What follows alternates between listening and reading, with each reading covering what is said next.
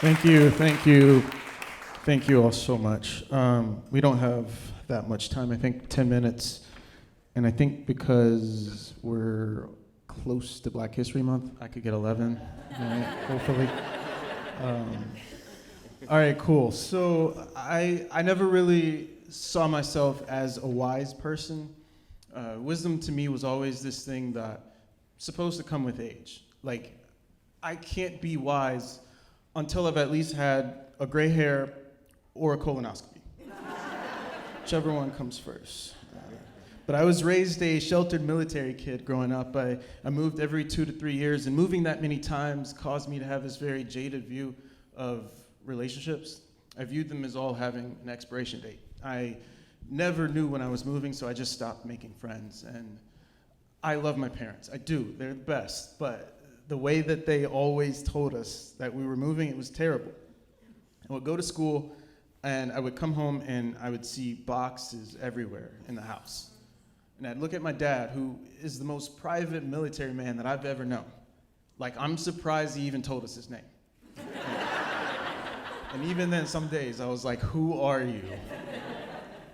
But I looked at him, and he would just nod his head up and down. And that was him telling us that we were moving. And I would immediately start crying, and I'd run to go and hug him because he was my source of comfort, but also the reason that I needed comforting in the first place. When I graduated high school in Mississippi, I made the decision to move to LA to go to film school, and that was the first time in my life that I got to make a decision on my own. I got to choose where I wanted to be, and I was really excited about LA. LA, I had 2 goals out there. One was to make friends, and the other one was to keep them. And I went out there, and I hit the ground running. Then the first month, I had like 20 best friends. Yeah. The criteria was extremely low. All you had to do was answer my text messages or my phone calls, and you were my best friend. But I was searching for that lifelong group of people that I could grow old with, and I was willing to do whatever to get them. I spent 4 years being really social. I got to do all the things that I missed out on while growing up, like staying out past 10 p.m., watching The Sopranos, eating Taco Bell, the finer things in life. And I remember I turned 22 years old, and I got my first ever girlfriend. Her name was Amy. And I say first because that was my first mutual relationship.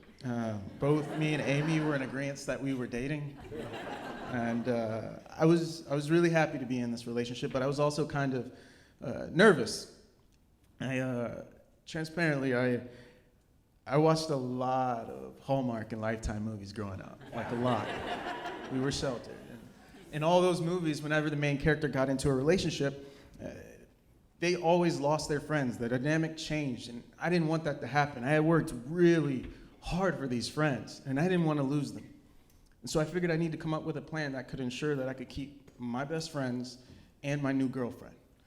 And so I hopped on Reddit and did some searching, and then I came up with this amazing idea. No one else helped me on this, but the best way that I could keep my friends and my new girlfriend would be to get my friends' names tattooed on my body. Yeah. Smart, I know. Smart, very smart. But I'm not an idiot, though, okay? I didn't go and get all 20 of them, all right? There was a selection process. Who answered the phone calls the quickest? Who left the best Instagram comments? I chose 8 friends, and I didn't tell any of them. This was all a surprise. Yeah. I went into the tattoo shop the next day, and I met this artist, and his name was Chris, and I told Chris the idea of the tattoo that I wanted, and I said, Chris, what do you think? Can we make this happen? And Chris looked at me and he said, yeah, man, it's your world. I'm just tattooing it. Not what I wanted to hear. I said, well, Chris, I've got the money. We can do the deposit. I could get this done today. Let's do it. And he said, yeah, I'm kind of busy right now. How about we do this in 2 months? I said, sure, sounds great. Looking back on that now, Chris's shop was completely empty that day.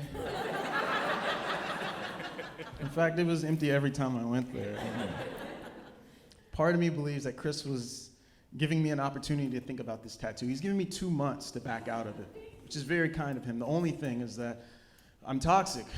When my mind is made up on something, there's nothing that can stop me. So 2 months pass. It's the day before I'm supposed to get the tattoo, and I'm sitting at the house with my girlfriend, Amy, and Beacon, this might be a little TMI. If you have kids, cover their ears, but we were at the house, and we were watching The Notebook. It was. It's my favorite movie of all time. I've seen it 1,000 times. I've memorized it word for word. But it was her first time watching it, so it was a very special night. We're sitting on the couch, and we're watching the movie, and I just remember feeling happy in that moment, and I wanted to tell her about the tattoo. So I said, hey, Amy, I'm getting this tattoo tomorrow that I'm really excited about. She said, well, what is it? And I explained it to her. I said, I'm getting my best friend's tattooed on me. 4 guys, 4 girls. And she grabbed the remote, and she hit pause on the TV. And she said, you're getting other girls' names tattooed on you. I said, yeah, of course, they're my best friends. I love them. She said, Esmond, that's stupid. I don't know what to say, and so I'm gonna get up, and I'm gonna go home, and we can talk about this later. And she left. 2 things occurred to me in that moment. One, she didn't finish the greatest movie of all time. I don't see how you can start that movie and not finish it. And 2, I don't think she wants me to get this tattoo. And now I'm faced with 2 very difficult decisions. On one hand, I could get the tattoo and hopefully at some point in the future she would understand, accept it. On the other hand, I could find another way to commemorate these relationships. And I decided I was gonna sleep on it, and I went to bed that night, and I woke up the next morning, and I knew exactly what I needed to do. I walked into the tattoo shop, and I said, good morning, Chris, there's been a change of plans. And Chris said, thank God.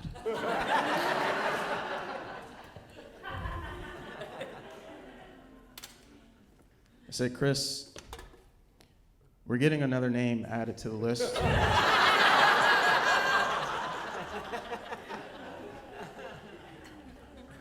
It's my girlfriend, Amy.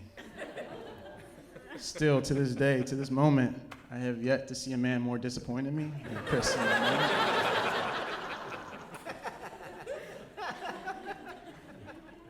We get started working on the tattoo. A couple hours later, it's finished. It's done. It's a beautiful masterpiece, and now it's my time to show it off. It's time for me to show my friends, well, I'm the best friend that they're ever gonna have. Now, in my head, I'm Oprah Winfrey. I'm giving them the gift of a lifetime. I'm expecting them to be jumping for joy, crying happy tears. First person I called was my best friend, Alvin. He's a finance bro, loves money. Call him on FaceTime. I say, Alvin, you've been really instrumental in my life. I wouldn't be the man that I am today without you. So I got this piece of art to symbolize that. And I unraveled the tattoo and I showed it to him. And he said, man, that's nice. I hope you didn't pay for that with your own money. Which is not what you want to hear when you just paid for it with your own money. The next person I'm showing is my girlfriend, Amy, and I'm expecting this to be the best reaction of them all. I'm expecting her to see this tattoo and give me a hug, a kiss, and if we're being honest, for her to finish the rest of the movie. It needs to happen. She's sitting on the couch, and I get up and I stand in front of her. I said, Amy, I know we've only been together for 2 months.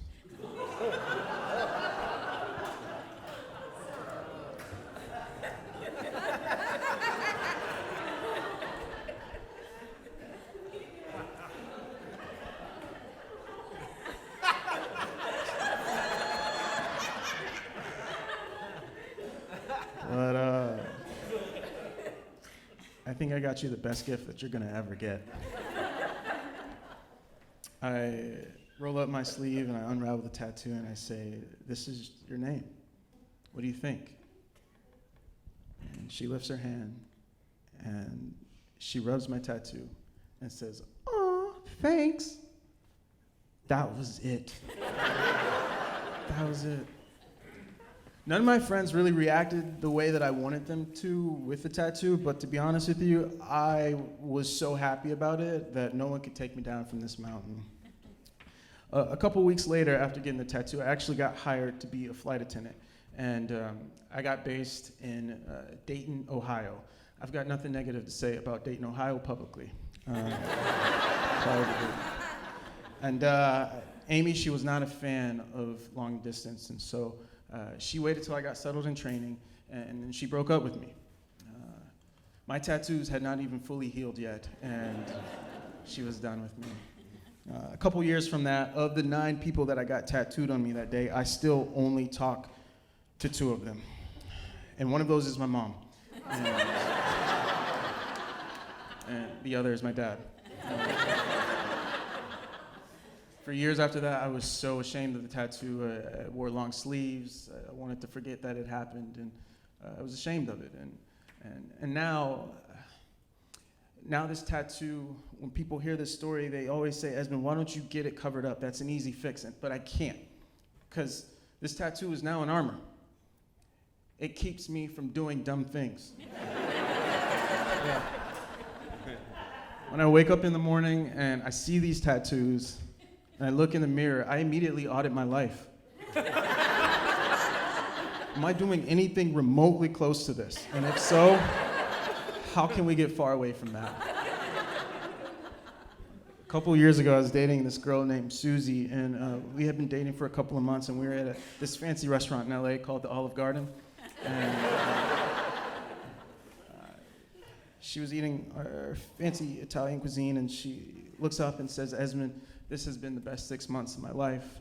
I could do this forever with you. You make me so happy." And my heart instantly melted. I have watched thousands of Hallmark movies and seen this happen to other people, and it's happening to me right now. I said, "Susie, I feel the same exact way. I could do this forever with you as well." And she said, "That's really great. I was thinking of this really cute idea. We should go out and get matching tattoos." And I looked at Susie, and then I looked at my arm, and I knew exactly what I needed to do. I said, "Hell no, Susie, I can't do that." She said, "What?" I said, I don't want any more tattoos." She said, "Esmond, that's a stupid answer." And I said, "Listen, I'm retired actually from tattoos." And I remember feeling a sense of pain, because for most of my life, I've been moving to the beat of other people's drums, doing whatever I thought would get me accepted. And I finally said no to someone, and it felt like I was hurting them. But on the other side, for the first time in my life, without one gray hair nor colonoscopy to my name, I finally made a wise decision. Thank you, guys.